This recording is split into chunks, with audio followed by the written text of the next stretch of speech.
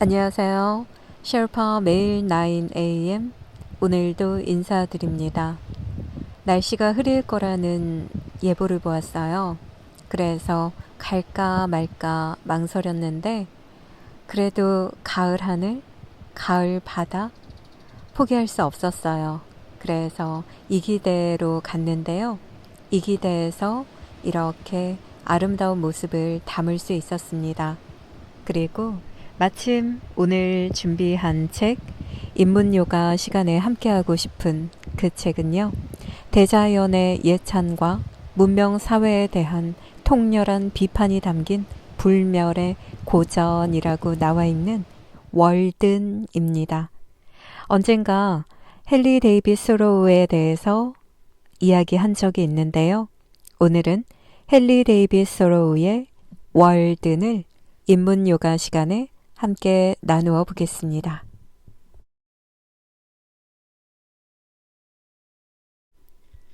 그대의 눈을 안으로 돌려보라. 그러면 그대의 마음속에 여태껏 발견 못하던 1000개의 지역을 찾아내리라. 그곳을 답사하라. 그리고 자기 자신이라는 우주학의 전문가가 되라.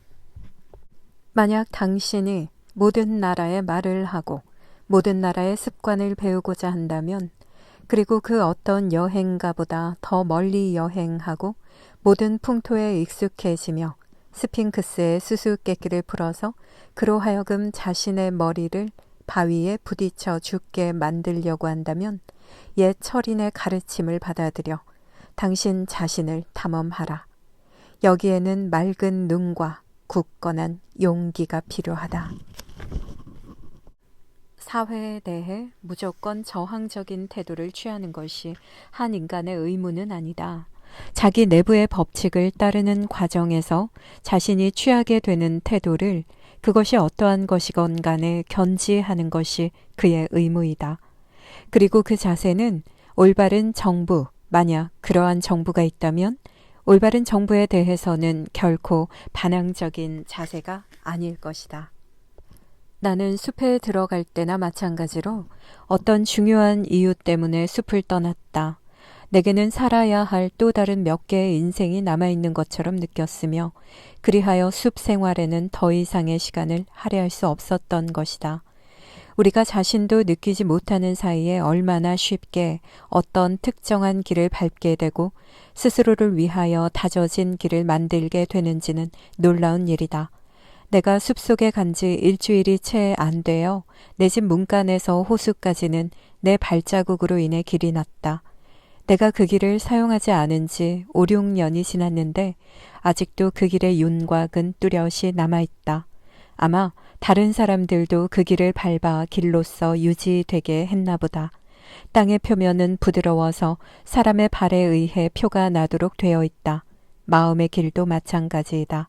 그렇다면 세계의 큰 길은 얼마나 밟혀서 닳고 먼지 투성이일 것이며 전통과 타협의 바퀴 자국은 얼마나 깊이 패었겠는가. 나는 선실에 편히 묵으면서 손님으로 항해하는 것을 좋아하지 않으며 인생의 돛대 앞에 갑판 위에 있기를 원했다. 나는 이제 배 밑으로 내려갈 생각은 없다. 나는 실험에 의하여 적어도 다음과 같은 것을 배웠다. 즉, 사람이 자기 꿈의 방향으로 자신 있게 나아가며 자기가 그리던 바에 생활을 하려고 노력한다면 그는 보통 때는 생각지도 못한 성공을 맞게 되리라는 것을 말이다. 그때 그는 과거를 뒤로 하고 눈에 보이지 않는 경계의 선을 넘을 것이다.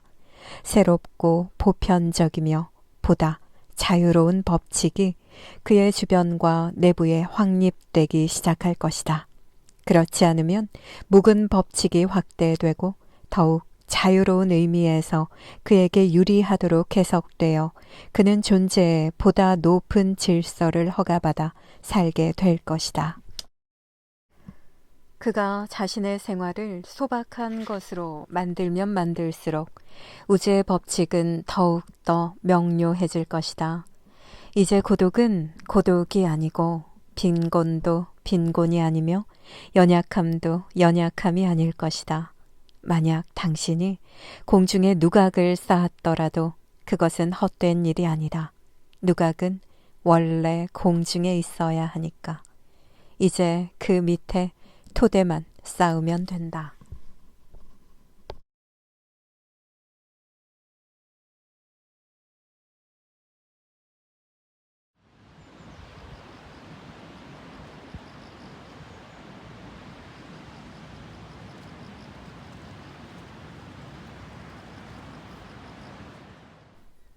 왜 우리는 성공하려고 그처럼 필사적으로 서두르며 그처럼 무모하게 일을 추진하는 것일까?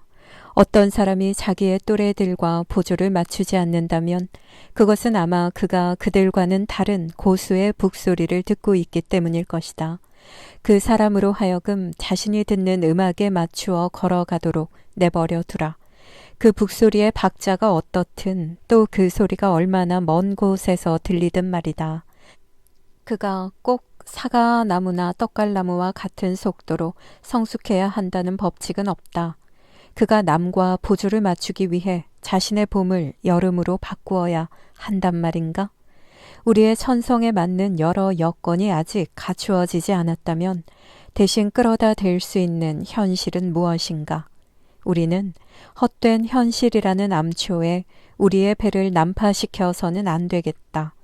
우리가 애를 써서 머리 위에 청색 유리로 된 하늘을 만들어 본들 무슨 소용이 있겠는가?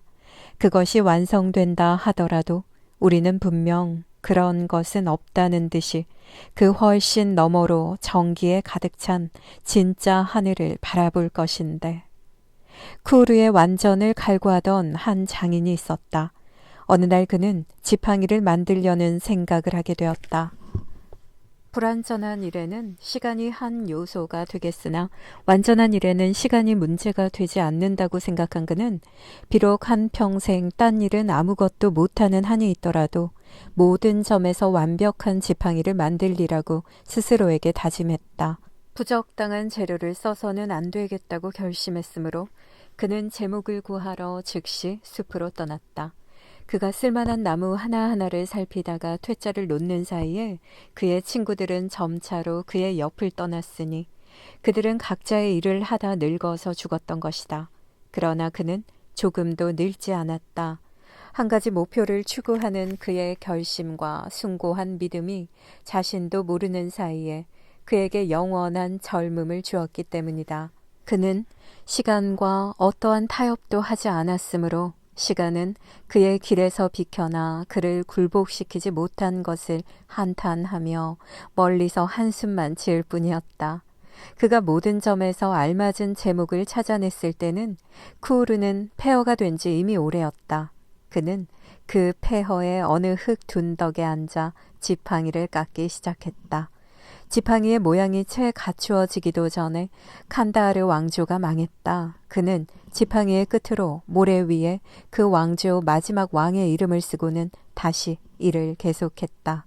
그가 지팡이를 매끄럽게 다듬어 놓았을 때 칼판은 이미 북극성이 아니었다.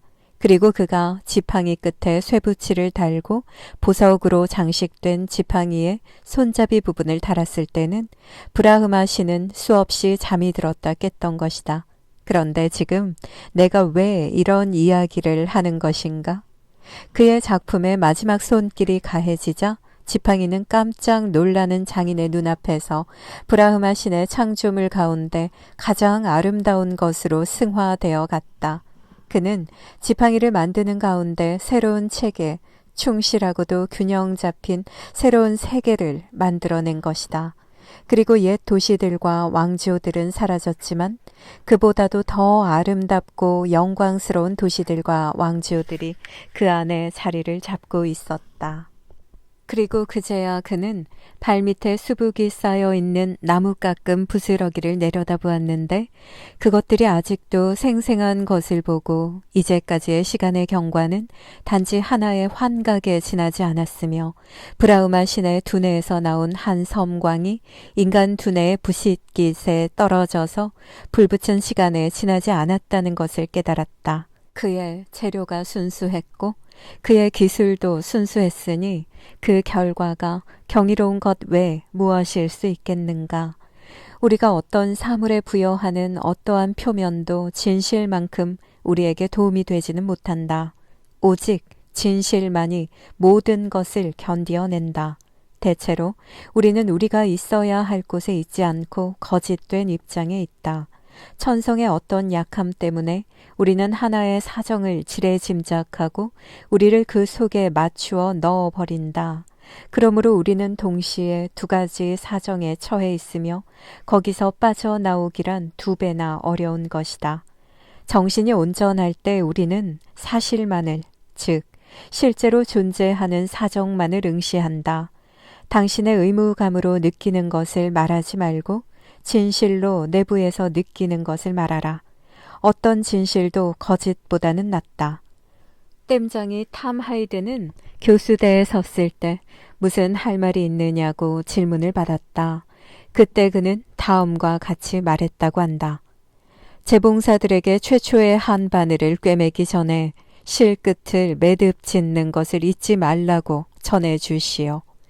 그 옆에서 기도를 드리고 있던 동료의 기도의 말은 전해져 있지 않다.